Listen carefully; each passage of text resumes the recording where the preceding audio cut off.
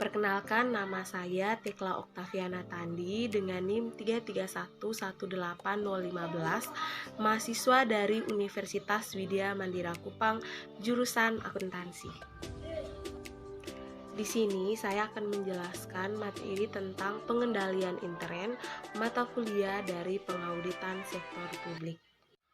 Pengendalian internal. Apa itu pengendalian internal? Pengendalian internal adalah suatu sistem dan prosedur dari sebuah perusahaan untuk melindungi aset-aset di dalam perusahaan. Hal ini juga digunakan untuk memastikan kepatuhan terhadap kebijakan dan peraturan yang berlaku. Yang dimaksud dari pengendalian internal adalah seluruh data dari suatu bagian akan otomatis diperiksa oleh bagian lain di suatu perusahaan. Dalam teori akuntansi, pengendalian internal merupakan suatu proses yang dipengaruhi oleh sumber daya manusia dan teknologi informasi yang dirancang untuk membantu sebuah organisasi atau perusahaan untuk mencapai tujuannya masing-masing. Pengendalian internal ini sebuah cara untuk mengawasi, mengarahkan, dan mengukur sumber daya manusia dalam suatu organisasi atau perusahaan. Pengendalian internal ini cukup penting bagi perusahaan karena menyangkut data-data di dalam perusahaan, karena setiap ada data yang masuk harus diverifikasi. Contohnya seperti rotasi jabatan, pengajuan cuti, laporan kerja dinas, dan lain-lain. Berikut jenis-jenis pengendalian internal. Berdasarkan tujuan dari pengendalian internal, maka jenis pengendalian internal ini dibagi menjadi dua, yaitu pengendalian internal akuntansi. Yang dikendalikan dalam pengendalian internal akuntansi ini meliputi keandalan data, persetujuan, pemisahan fungsi operasional, pencatatan, pengawasan, serta pengawasan aset perusahaan. Kemudian pengendalian internal administrasi. Dalam pengendaliannya, internal administrasi mengurus beberapa hal meliputi efisiensi usaha, analisis risiko, kebijakan direksi, manajemen sumber daya, dan pengendalian mutu. Berdasarkan manfaatnya, jenis pengendalian internal juga dibagi menjadi 3 kelompok, yaitu pengendalian preventif. Pengendalian ini digunakan untuk mencegah kesalahan yang terjadi. Dalam hal ini secara otomatis akan dilakukan pengecekan yang dirancang untuk mencegah penyalahgunaan. Kemudian pengendalian detektif.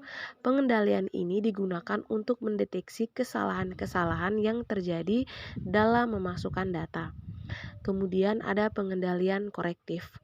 Pengendalian ini digunakan untuk memberikan informasi kepada pihak manajemen untuk memperbaiki kesalahan yang terjadi. Pengendalian ini dirancang untuk mengoreksi kesalahan yang terdeteksi. Berdasarkan cakupannya, jenis pengendalian internal juga dibagi lagi menjadi 2 kelompok, yaitu pengendalian umum. Pengendalian ini digunakan untuk memproses semua aktivitas yang berhubungan dengan data di dalam komputer. Hal-hal yang diproses meliputi pemisahan tanggung jawab dan pengolahan data. Kemudian ada pengendalian aplikasi. Pengendalian ini digunakan untuk mengawasi jalannya transaksi dan penggunaan program di aplikasi-aplikasi komputer.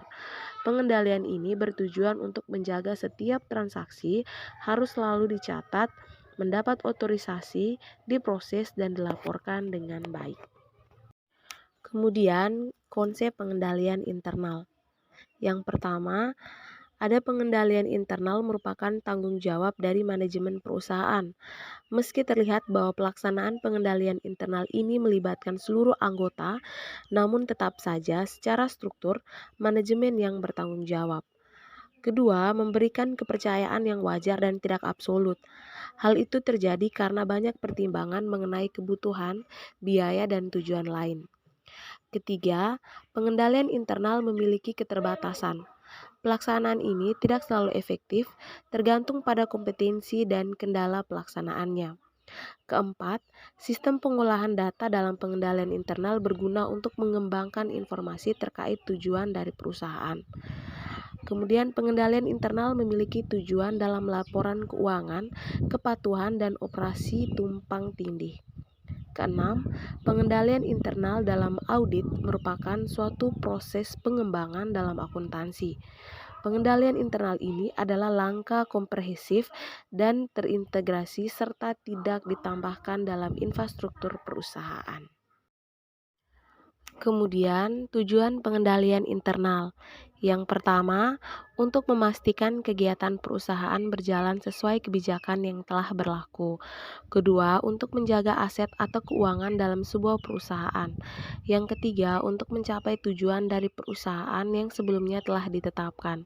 Keempat, untuk menghasilkan laporan keuangan yang akurat dan tepat. Kelima, untuk mencegah kerugian yang terjadi pada sumber daya manusia. Keenam, untuk memastikan sudah dipatuhinya kebijakan yang ditetapkan oleh manajemen perusahaan. Yang terakhir, untuk mendorong efektivitas dan efisiensi kegiatan operasional perusahaan. Berikut komponen pengendalian internal. Yang pertama, prosedur pengendalian. Dalam melakukan pengendalian internal, tentunya ada prosedur-prosedur yang harus dilakukan terlebih dahulu. Ini bertujuan agar pengendalian internal tetap berjalan sesuai yang sudah direncanakan. Kedua, pengawasan. Pengawasan ini juga salah satu hal penting dalam sebuah pengendalian internal. Pengawasan berfungsi untuk memastikan agar semua aktivitas dalam pengendalian internal berjalan sesuai aturan dan pedoman yang berlaku. Ketiga, ada penilaian risiko.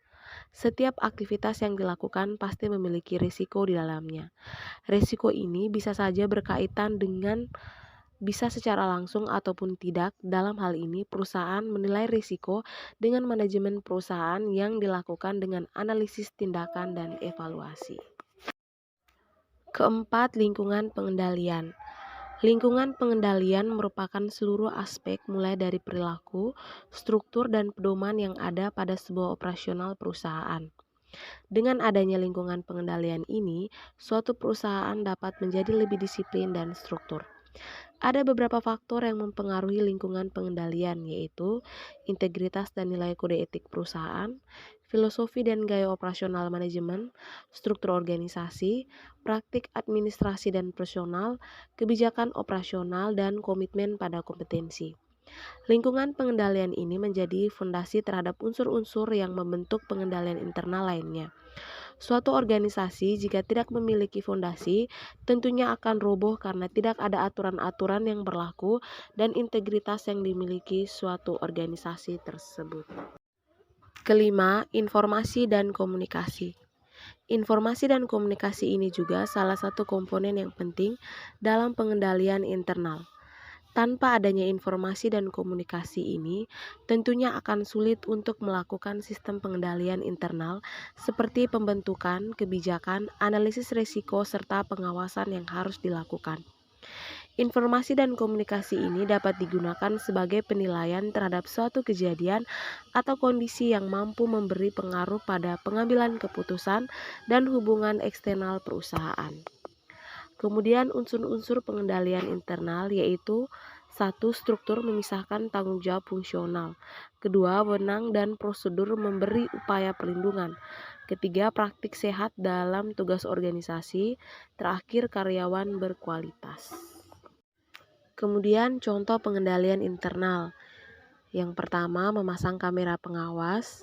Kemudian memiliki sistem untuk mencatat kas otomatis untuk mempermudah pekerjaan. Memiliki 2 karyawan yang bertugas bergantian dan 1 orang sebagai pencatat transaksi.